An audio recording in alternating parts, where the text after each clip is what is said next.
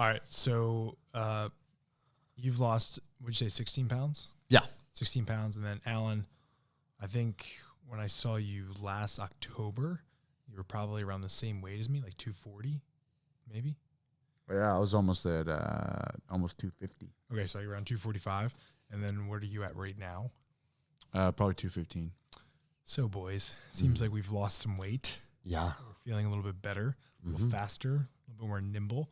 Alan's got a kid now. He wants to run around because he needs to have excessive speed before the kid burns the house down. And he'd have dad athleticism. Athleticism. When's that program coming out, by the way? How to train for life. Yeah, monkey bar swings and one-legged hops around the house. Yes. So let's dive into the nutrition aspect of things. Sure. We can go with Alan first. I know you've made a video on how you've lost all the weight in a very simplistic way. But why don't we dive into that for maybe the average person who could be a dad on a kind of a crazy schedule. And what did you do to lose the weight of that amount? It was actually fairly easy for me and simple because, in January or a year ago, I was eating a lot of food, ton of food, because I was trying to hold on to a lot of weight. And so once I just stopped eating so much, stopped stuffing my face, the weight just fell off. Now, I will say that it's more difficult for someone who's eating, 2,500 calories, still kind of hungry every day, but they need to eat 2,200 calories. It's a little harder, But I was like stuffing my face uncomfortably because I wanted to maintain a heavy body weight. So when I finally, it was when I had my son, my training was kind of all over the place, suboptimal.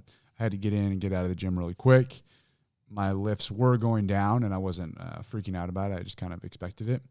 And I remember I was changing his diaper, and then I handed him off to my wife, and she walked away, and there's a big mirror, probably like this, in his room. And I was had my shirt off, and I was standing there and looked at myself, and I said, "You look like shit."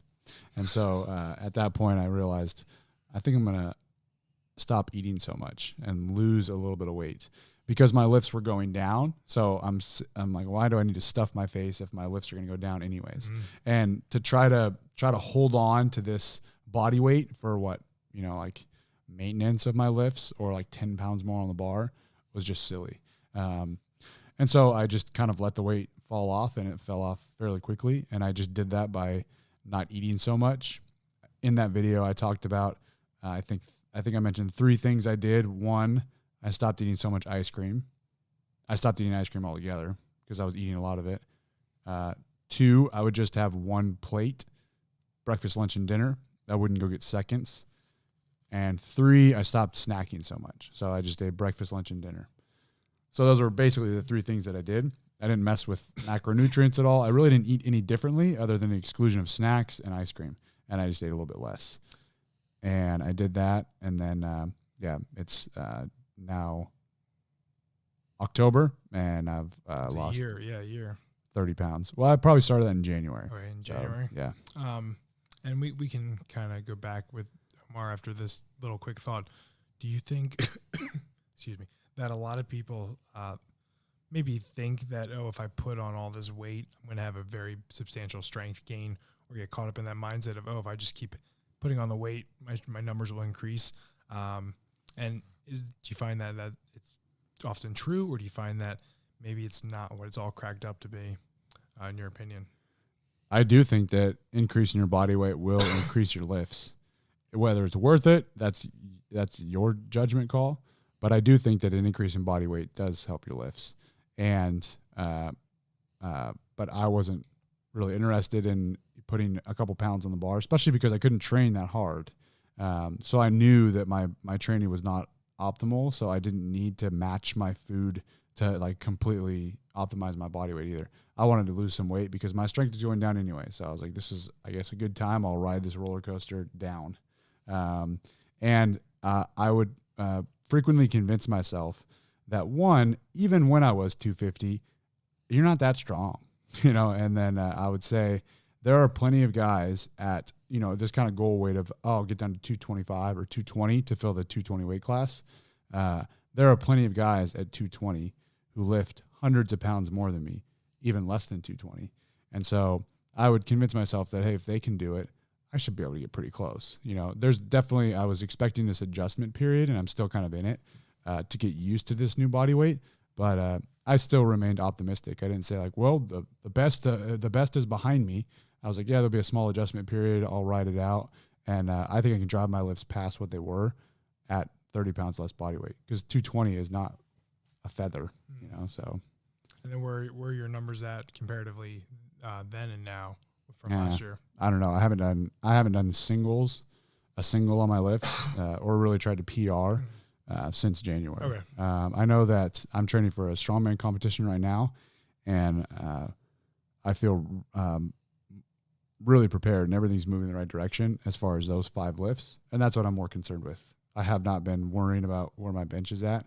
I've just been trying to drive up my push press, my Viking press, stone loads, car deadlift, stuff like that. So have you felt different physically, like losing the weight? Like, have you noticed like, damn, like I do feel lighter, or like I move better? Yeah. I'm not constantly feeling like I have to burp or take a shit, which is nice. That's solid. Yeah. And then my clothes. It's probably like underrated, but like, I've noticed that flying is a little more comfortable. Like just I lost like 5 inches off my waist. Wow. And so just sitting like in a normal chair is more comfortable. My clothes fit more comfortably.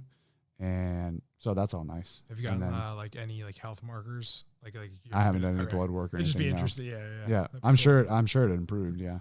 And pull-ups are a lot easier now. So that's nice. I miss doing a ton of pull-ups. Yeah. Did someone say pull-ups? Oh. Nope. Well, that's Here we go. Perfect. Nope. Here we go. Oh, yeah. So let's hear your nutritional advice. I know you have Eric Helm, so I guess is overseeing you, right? Yeah, loosely. So I'm doing this myself with his overarching guidance. If I want to get really lean, to the point, kind of like what Alan said, where sometimes it's nice just to give your programming over to someone else, right? I'm not at that level of complexity where I think it's not only outside of my control, but I don't want to deal with that mental hassle. Losing this weight has been quite easy. But if I wanted to get to the next level of leanness, and I think there are certain tiers and certain physiological markers, and it just gets progressively harder, I would absolutely use Eric, just because it'd make that process easier. Mm-hmm. So you guys have both been like, it's pretty easy.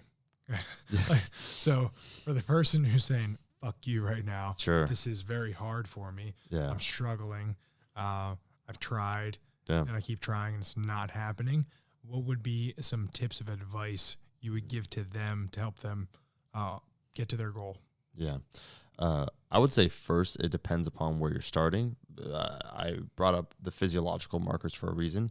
If you want to get really shredded, it's very hard. I think the complexity increases the leaner you get. If you're over 20% body fat and you're trying to lose weight, I think even satiety signals are different, right? You will get hungrier when you're below 10% in an absolute way. There's no doubt about that. If you're over 20% body fat and you have a good amount of adipose tissue and you're just trying to feel healthier, it's more psychological than physiological. And so that's a different conversation entirely. But I would say for people that have struggled consistently when it comes to the body composition, when you become food focused or when that becomes your identity, it becomes harder because you're placing all this extra pressure on yourself. And there's 2 individuals. There's Danny Lennon and Cliff Harvey, who we had on an episode about carbohydrates, talking about the 2 different types of individuals when it comes to dietary compliance. And essentially there's the all or nothing gang, and that's kind of the people I feel that fail. And then there's kind of the moderates. So when it comes to food now these days, I've turned more into a moderate. I never had a bad relationship with food. I was just more like, nope, I got to do this. Okay, whatever. For those that struggle, that probably are more absolute, more all or nothing, I think changing the goal, kind of shifting the goalposts, as they say in argument tactics, makes more sense. because when you become food focused, or when you think about food, you're going to become more food focused. When you think about your composition, it's subjective, right? You're looking at yourself. It's hard to be objective. In fact, it's impossible. It's not like lifting weight, right? Where it's like, I hit this number. It's like, well, how do I look? It's like, well, how do I think I look? And so for those individuals, what I have found the biggest success with clients is turning into being more performance focused. And I think individuals that struggle with weight, you should not even make them attempt to focus on the weight. You should make them focus instead on habits outside of the gym, in the gym, in order to increase their performance. And then their composition will be a byproduct of their work in the gym, and then it'll reframe things for them for easier compliance, I think. I think that the most difficult part of losing weight is kind of what Omar was talking about, but it's behavior change. Mm-hmm. And you really do have to reframe your thinking. I've talked about this in a video also, that for me, I would always associate being hungry with, a negative effect on my lifts. Like, I'm hungry, I'm losing body weight, I'm getting weak. Oh, I'm hungry, I went to bed hungry, tomorrow morning's squat session is going to suck. And so being hungry was always a bad thing. But I've just accepted that it's okay to be hungry. I'll eat later tonight. I don't always have to be full. And I would associate being full with strength. Oh, I'm going to stuff my face and get so full, and I'm just going to crush squats tomorrow. And so those were a lot of, I think, harmful narratives that I was telling myself. And so reframing my the story I was telling myself was really helpful. And I think as far as behavior change goes, I would say some helpful tips would be, go to the grocery store once or twice a week, get what you need to get, follow the list, and keep that in your house, and don't eat out. As hard as that is, it's not simple to lose weight or to change your behaviors, but I think that's helpful for me. If I don't have ice cream in the freezer, I'm not going to eat ice cream. And if I don't have a bunch of snacks at home, I'm not going to eat snacks. If all I have is chicken, rice, and broccoli, I'm going to make that. And I think that if you tend to be the type of person to go home, and I'll stop and get something to eat on the way, that right there is a decision you have to make to say, I'm not going to go get fast food. I'm going to go home, right, and cook food. And that would be that's behavior change. And I actually knew a guy who was trying to lose weight, and he said that every time he drove home at night, he would drive by the donut stop, and he was stopping at the donut every single night. And so he's like, I started driving a different way home just so I didn't have to drive past this donut shop. I swear every time I drove past it, I couldn't help it. I would stop and get a donut. So you just drive home a different way. So changing things like that is difficult, but it's necessary. Yeah, I wish I could remember the book that I read it in, but it talked about behavior with eating, and even like on work breaks where people would go and they would pig out on the work break, but they figured out that it was not actually about the eating essentially, but the social aspect of being on a work break. And they tied that to like, oh, my friends. So basically it was, instead of going into the workroom to meet with the friends, it was just meet them outside, right, like where there wasn't food. So it's kind of like weird behavior changes such as that, where they realized that instead of taking in a donut every day, which adds up to X amount of calories, whenever, they just gradually would lose weight, or trying to change their social, environment, so that, like you were saying, it wasn't like the drive, like that guy, he just never passed that place, so we never stopped. They never went into the break room and had 2 donuts just to talk with their friends. So it's like kind of diving like one step deeper as to like, why are you doing what you're doing? And like there's some actual, like, you can come to some realizations of like, damn, like maybe it's not about the food, but it's like why, like where I'm at or something, like just weird stuff like that. Yeah. I think that one other helpful thing that I've noticed recently with myself is staying busy throughout the day. So you're minimizing that downtime or that boredom when you just want to eat, or just go to the cupboard and graze, or I'm going to sit on the couch and watch some TV and eat. I oftentimes am so busy now that I've dropped to 215. I've realized I don't really want to go any lower in this, and I have crept down lower. And so I kind of have to realize, hey, maybe you should eat a little bit more. And I'll notice that sometimes I'll be at the gym so busy, especially since the move these past 6 weeks. I'll be so busy. I'll eat at 4:30 or 5 in the morning breakfast. I'll go to the gym, and then it's throughout the whole day. And I'm like, I should probably actually stop and go eat something, or else I'm not going to eat until dinner tonight, because I'm just so busy. And so really, if someone was to say, yeah, you got to fast for a week, I feel like I could do it because I'm so busy and so preoccupied that I'm really not thinking about food much. So it's helpful to stay busy.